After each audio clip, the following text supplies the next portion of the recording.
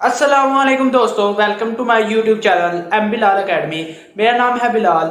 और अगर आप लोग नहीं जानते कि वेक्टर्स के रेक्टेंगुलर कंपोनेंट्स क्या होते हैं और हम रेक्टेंगुलर कंपोनेंट्स को इस्तेमाल करते हुए वेक्टर की डायरेक्शन और मैग्नीट्यूड को किस तरह फाइंड आउट करते हैं, तो ये वीडियो आप लोगों के लिए है। आपको ये वीडियो एंड तक देखनी होगी।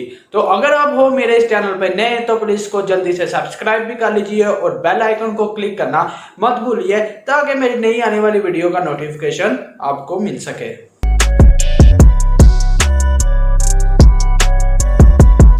The components of a vector, किसी भी वेक्टर के कोई components which are mutually perpendicular to each other, जो एक दूसरे के परपेंडिकुलर हो, यानी कि 90 का एंगल इस तरह से परपेंडिकुलर होता है, यानी कि 90 का एंगल होता है, और called as rectangular components of a vector। तो वेक्टर के ऐसे कंपोनेंट्स जो कि एक दूसरे के परपेंडिकुलर हों तो उनको हम rectangular components of a vector कहते हैं। उस वेक्टर के रेक्टेंगुलर कंपोनेंट्स कहते हैं। तो कंपोनेंट्स की पहले बात कर लेते हैं कि कंपोनेंट्स होते क्या हैं, उनको समझाता हूं मैं पहले आपको। आपके पास ये एक वेक्टर ए है और ये एक वेक्टर बी है। अगर आप लोग इन दोनों वेक्टर्स को ऐड करना चाहते हो तो आपको वेक्टर ए के हेड को मिला देना होगा वेक्टर बी की टेल से, और फिर वेक्टर ए की टेल को वेक्टर बी के हेड से मिला देना होगा, और ये हेड टू टेल रूल होता है। अब जो रिजल्टेंट वेक्टर बनेगा वो बराबर होगा ए प्लस बी के सम के। ये जो रिजल्टेंट वेक्टर है जिसको मैंने आर से शो किया हुआ है, तो इसके दो कंपोनेंट्स हैं यहाँ पे, एक है ए और एक है बी। लेकिन ये दोनों कंपोनेंट्स आपस में 90 के एंगल पे नहीं है, बल्कि इनका जो एंगल है वो कुछ और ही है। तो वेक्टर के ऐसे कंपोनेंट्स जिनका जो एंगल है 90 डिग्री का हो तो उनको हम रेक्टेंगुलर कंपोनेंट्स कहते हैं। तो इनको हम रेक्टेंगुलर कंपोनेंट्स नहीं कह सकते। अगर आपके दोनों कंपोनेंट्स ए और बी जो हैं वो 90 के एंगल पे हों, जैसा कि यहाँ पे है, ये दोनों 90 का एंगल आपस में बना रहे हैं, तो फिर इन दोनों वेक्टर कंपोनेंट्स को हम रेक्टेंगुलर कंपोनेंट ऑफ वेक्टर कहते हैं। अब बात कर लेते हैं कि एक वेक्टर के कंपोनेंट्स की वैल्यूज को हम किस तरह फाइंड आउट करते हैं। आपके पास ये एक्स और वाई एक्सिस हैं और कोई भी एक वेक्टर है जिसको ओपी से रिप्रेजेंट किया गया है और वेक्टर का नाम है ए, और ये एक्स एक्सिस से कोई एंगल बना रहा है, उसको हमने थीटा कह दिया है। तो अब मैंने अगर इस वेक्टर ए का हॉरिजॉन्टल कंपोनेंट फाइंड आउट करना है तो मुझे एक्स एक्सिस के परपेंडिकुलर यानी कि कुछ इस तरह से एक लाइट फॉल करनी पड़ेगी ऊपर से, ठीक है। तो मैं एक लाइट सोर्स को इस्तेमाल करता हूं और उससे लाइट को फॉल करता हूं वेक्टर ए पे। तो जब ऊपर से लाइट गिरेगी वेक्टर ए पे तो नीचे इस जगह पे यानी कि वेक्टर ए के नीचे एक्स एक्सिस पे एक प्रोजेक्शन बनेगा वेक्टर ए का, क्योंकि लाइट वेक्टर ए से पास नहीं कर पाएगी और नीचे प्रोजेक्शन बन जाएगा। और ये सिर्फ मैं आपको समझाने के लिए बता रहा हूँ, ऐसा हरगिज नहीं होता कि हम बाकी वेक्टर के ऊपर लाइट डालते हैं और फिर वो प्रोजेक्शन बनाता है, ऐसी कोई बात नहीं होती। ये आपको समझाने के लिए मैं बता रहा हूँ ताकि आपको प्रोजेक्शन की समझ आ जाए कि प्रोजेक्शन क्या होता है, एक साया ही समझ लीजिए। तो जिस पॉइंट पे आके आपका साया खत्म हो जाता है उस पॉइंट को मैं एम कह देता हूँ, और एम से आगे इस पॉइंट पे लाइट फॉल होना शुरू हो जाएगी, क्योंकि यहाँ पे लाइट के रास्ते में वेक्टर नहीं है। तो ओ से लेके एम के फासले को मैं हॉरिजॉन्टल कंपोनेंट ऑफ वेक्टर ए कहूंगा, जिसको मैं ए एक्स के रिप्रेजेंट कर रहा हूं। तो A X horizontal component of vector A की मैग्नीट्यूड है।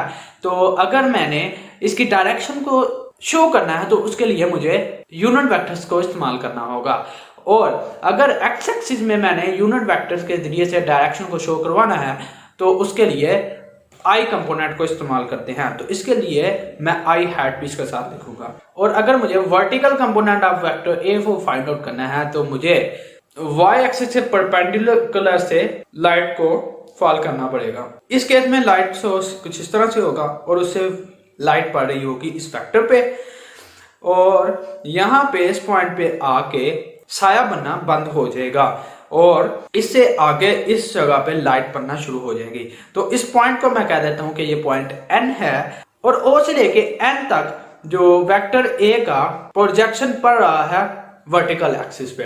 तो ओ से लेके एन तक की मैग्नीट्यूड को मैं वेक्टर ए का वर्टिकल कंपोनेंट कहूंगा, और वो कुछ यूं होगा, और उसको मैं ए वाई से रिप्रेजेंट करूंगा क्योंकि ये वेक्टर ए का वर्टिकल कंपोनेंट है जो वाई एक्सिस पे प्रोजेक्शन के तौर पे शो हो रहा है।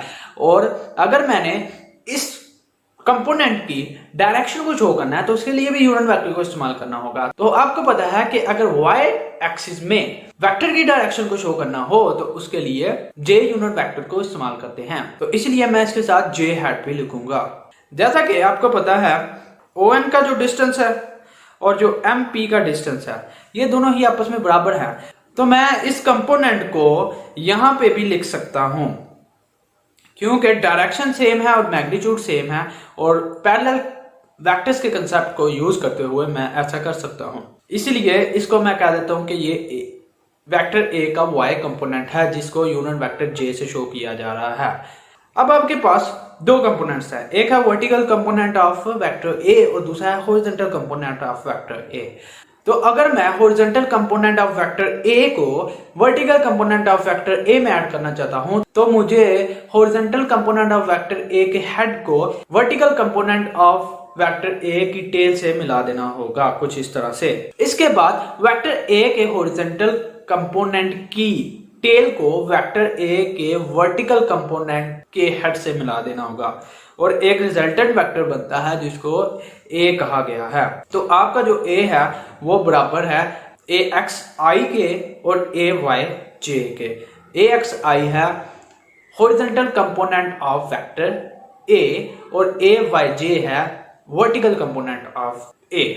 अब अगर आप इन दोनों कंपोनेंट्स की वैल्यू को फाइंड आउट करना चाहते हैं तो उसके लिए क्या करोगे, इसके लिए आप ट्रिग्नोमेट्री को यूज करोगे।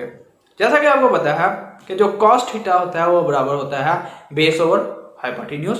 राइट एंगल ट्राइंगल के केस में जो बेस है वो ए एक्स है और जो हाइपोटेन्यूज है वो ए है। और याद रखिएगा कि हम सिर्फ मैग्नीट्यूड से डील करेंगे इसलिए यहाँ पे यूनिट वेक्टर को इस्तेमाल नहीं किया, हम सिर्फ मैग्नीट्यूड से डील कर रहे हैं और इसलिए वेक्टर ए की सिर्फ मैग्नीट्यूड को ही लिखा हुआ है यहाँ पे। तो सिर्फ वैल्यूज पुट कर देता हूँ। कॉस थीटा बराबर हो जाएगा ए एक्स डिवाइडेड बाय ए। तो अगर मैंने ए एक्स की वैल्यू को फाइंड आउट करना है तो इस ए को इस कॉस थीटा से मल्टीप्लाई कर दूंगा और वो कुछ इस तरह से बन जाएगा A X is equal to A cos theta. और उसके बाद अगर मैंने वर्टिकल कंपोनेंट ऑफ ए की वैल्यू को फाइंड आउट करना है तो उसके लिए साइन थीटा को इस्तेमाल करूंगा। साइन थीटा बराबर होता है परपेंडिकुलर ओवर हाइपोटेन्यूज। तो इस राइट एंगल ट्राइंगल में जो परपेंडिकुलर है वो ए वाई और जो हाइपोटेन्यूज है वो ए है। तो सिर्फ वैल्यू को पुट कर देते हैं तो साइन थीटा आपके बराबर आ जाएगा, सॉरी यहाँ पे साइन थीटा आएगा, तो साइन थीटा आपके बराबर आ जाता है ए वाई बाय ए के। तो अगर ए वाई की वैल्यू को फाइंड आउट करना है तो इस ए को यहां से मल्टीप्लाई करना होगा तो ए वाई बराबर हो जाएगा ए साइन थीटा के। तो इस तरह आप दोनों कंपोनेंट्स की वैल्यू को फाइंड आउट कर लेते हो। तो अब हम देखेंगे कि अगर हमारे पास एक वेक्टर है और हमें उसके रेक्टेंगुलर कंपोनेंट्स का पता है तो उस वेक्टर की डायरेक्शन और मैग्नीट्यूड को किस तरह फाइंड आउट करेंगे। तो उसके लिए आपके पास एक राइट एंगल ट्राइंगल होनी चाहिए जो कि है OMP हमारे पास और उस पे आपने पाइथागोरियन थ्योरम को इस्तेमाल कर देना है। अब आपको पता है कि पाइथागोरियन थ्योरम होता है हाइपोटेन्यूज का स्क्वायर जो कि इस केस में है OP का square is equal to perpendicular का स्क्वायर जो कि इस केस में है MP और प्लस बेस का स्क्वायर जो इस केस में OM है। OP यहाँ पे A है उसका स्क्वायर, MP यहाँ पे ए वाई है उसका स्क्वायर और OM यहाँ पे ए एक्स है उसका स्क्वायर ले लो, ठीक है। अब इसको हमें ए की वैल्यू चाहिए तो ए के लिए दोनों साइडों पे अंडर रूट ले लेता हूँ। तो वेक्टर ए की जो मैग्नीट्यूड है वो बराबर होगी ए वाई के स्क्वायर के और जमा ए एक्स के स्क्वायर के और उनका अंडर रूट ले लेना है। और अब हम बात कर लेते हैं कि डायरेक्शन को कैसे फाइंड आउट करेंगे। तो डायरेक्शन के लिए आपको ट्रिग्नोमेट्री का इस्तेमाल करना होगा। आपको पता है tan थीटा का बराबर होता है परपेंडिकुलर और बेस के। अब हमारे पास जो परपेंडिकुलर है वो है ए वाई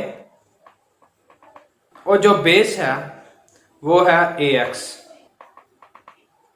तो हमें डायरेक्शन यानी कि थीटा की वैल्यू चाहिए तो थीटा हो जाएगा tan inverse into a y by a x. तो इस तरह आप डायरेक्शन को फाइंड आउट कर लोगे, क्योंकि किसी भी वेक्टर की अगर आपने डायरेक्शन को शो करना है, अगर आपके पास ये वेक्टर है जिसको मैं ए कह रहा हूं, तो हम पॉजिटिव एक्स एक्सिस से एंटी क्लॉकवाइज में एक एंगल को फाइंड करते हैं और वो एंगल हमें डायरेक्शन का बता देता है।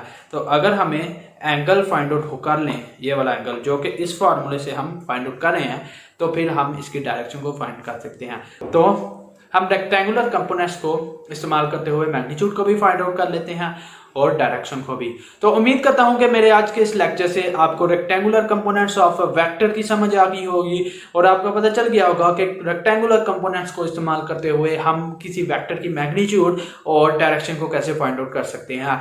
तो अगर आपको आई है ये मेरी वीडियो पसंद, तो इसको लाइक कीजिए और अपने दोस्तों से कीजिए शेयर, और अगर आप हो मेरे इस चैनल पर नए तो इसको सब्सक्राइब भी कर लीजिए और बेल आइकन को क्लिक करना मत भूलिए, ताकि मेरी नई आने वाली वीडियो का नोटिफिकेशन आपको मिल सके। अल्लाह हाफिज।